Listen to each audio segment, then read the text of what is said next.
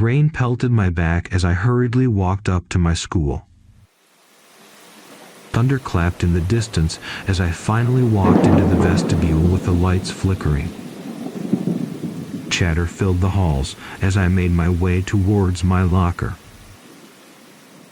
My name is Jackson. I'm a sophomore at Ridgewood High School. My school isn't huge, but it isn't small either. Everyone knows each other, but we're not all friends, if that makes any sense. I noticed a short girl at the locker next to mine. That locker had always been empty. A new student, perhaps. Or did someone's locker get switched? As I got closer, I realized that I have never seen this girl before. She was short and thin, with long tangled hair cascading down her back. She wore a chestnut brown oversized hoodie, black leggings, and black boots. "Hi, are you new here?"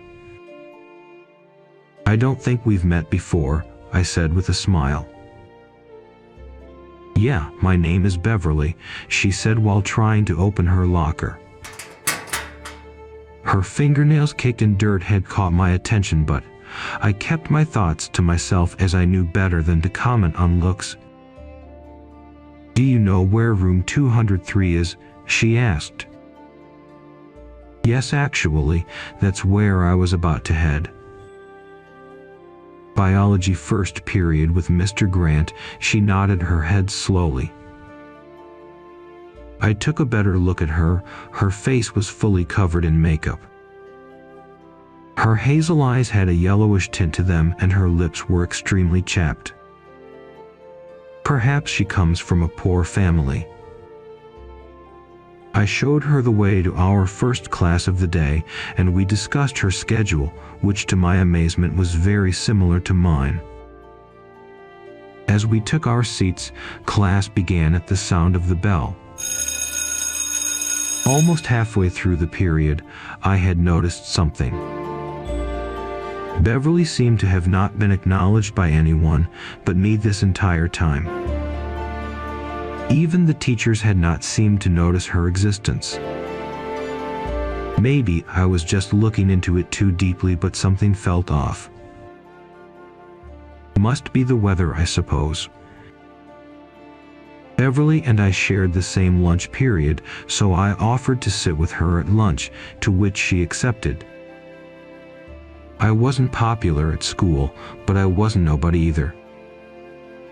I knew people and people knew me. I didn't really have any friends either, as the ones I did have either had different lunch periods or weren't in school today.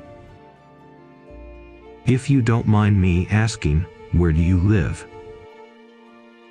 I asked as I took a bite of my ham sandwich.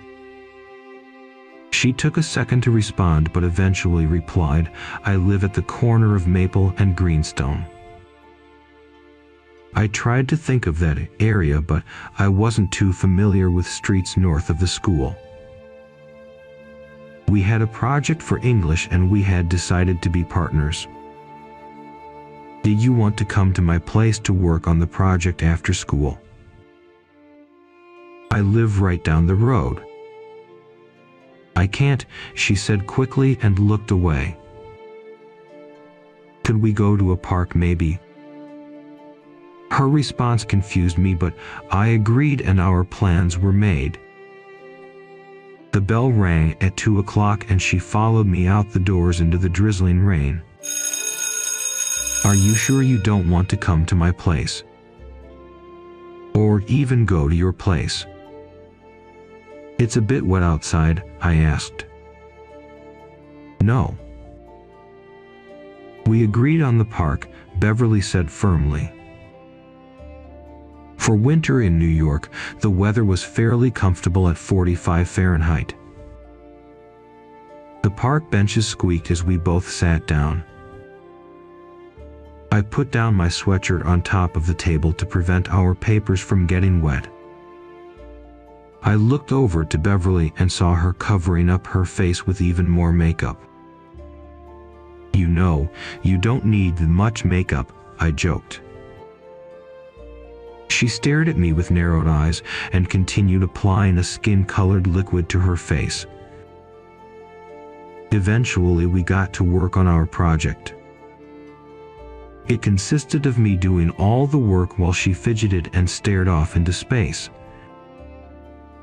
It didn't bother me much because I was used to always doing all the work for group projects, but I was hoping to get to know more about her.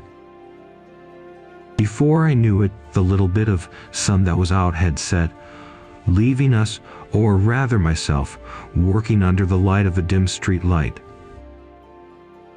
"I think this is good for today," I said while packing my notebooks into my backpack. She nodded her head and picked up her worn-out backpack. It caught my attention that she didn't even have any books or anything in her bag at all. I get it, first day at a new school and all, but she didn't eat or drink anything while with me the majority of the day either. "I can walk you home if you'd like," I smiled. "No. You can't," she said with a stern look on her face. "Are you sure? It's dark out and I want to make sure you get home okay." "No, I'll walk home by myself." I assumed she was just being safe considering she barely knew me and just met me today. Fair enough, I suppose. I'm practically a stranger to her. We said our goodbyes and headed in opposite directions. As I began walking, curiosity had gotten the best of me. I wanted to know where she lived, but also wanted to make sure she got home safe, since there has been an increase in crime in the area lately. I kept my distance from her and followed her for about 15 minutes, taking multiple turns through an area I was completely unfamiliar with. I checked my phone and luckily I had enough battery to use the map app to find my way home. Wait. Beverly didn't use her phone today. I never saw her with one and it didn't seem like she brought it with her. Maybe her family couldn't afford one. Still, even now in 2021, it was odd for one to not have some type of smartphone. Maybe I never saw her use it. Beverly started running and that caught my attention. I picked up the pace while also keeping my footsteps light so she wouldn't hear me. She slowed down under a street lamp and looked around her with watchful eyes. I ducked behind a tree so she wouldn't catch me. I took this time to take in the area around me.